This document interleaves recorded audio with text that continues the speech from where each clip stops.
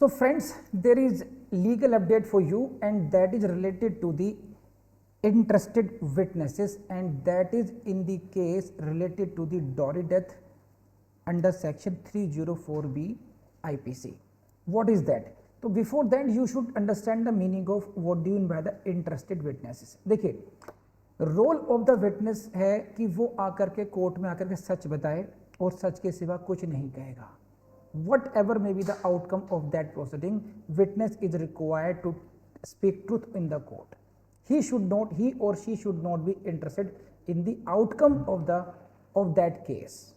But sometimes a witness may be interested in the outcome of the case in a particular way, and that witness is called interested witness. इसको आप ऐसे समझ सकते हैं कि जैसे प्लेंटिफ ने कोई केस किया तो प्लेंटिफ गवाही जो देगा वो इस तरीके से ही देगा कि वो केस जीत जाए.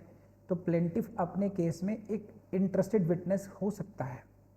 उसी तरीके से 304B के केसेस में, यानी कि दहेज हत्या के केस में जो गवाह होंगे वो गवाह कौन कौन हो सकते हैं. उनमें से एक प्रोबेबल चांसेस ये हैं कि जो लड़की के घर वाले हैं वो ही गवाह हों. उसके माता पिता भाई बहन वो लोग गवाही देने आए और वो कहें कि हाँ हमारी बेटी पर, हमारी बहन पर इस तरीके से दहेज के लिए अत्याचार हुआ और बाद में उसने सुसाइड की या उसको मार दिया गया. तो केस 304B के अंडर फॉल करता है.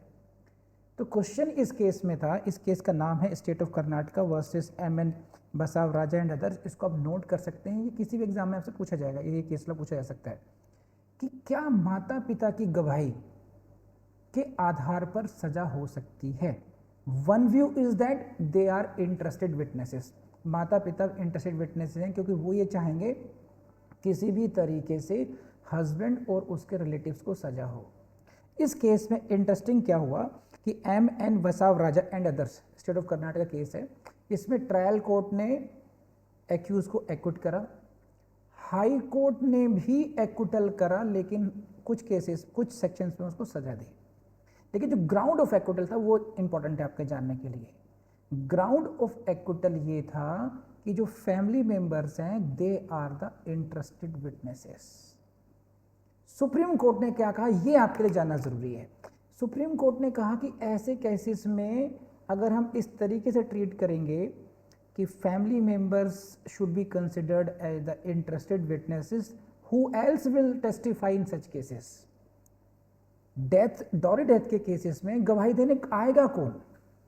तो we can not discard the testimony of the family members just treating them as biased witness और interested witnesses. We should test their testimony independently of the relations with the deceased. तो that is the outcome. तो इसमें आपको जो इसका महत्व क्या है, ये आपके जुडिशरी से रिलेटेड या लॉ से रिलेटेड किसी भी एग्जाम में आपसे पूछा जा सकता है. और आप लॉयर हैं तो आपको ये पता होना चाहिए इंटरेस्टेड विटनेसेस. हम ऐसा भी कह सकते हैं कि अब परिवार वाले भी करा सकेंगे सजा. परिवार वाले अपनी बेटी के लिए खड़े हो सकते हैं, वो गवाही दे सकते हैं और उनकी गवाही के आधार पर सजा भी हो सकती है.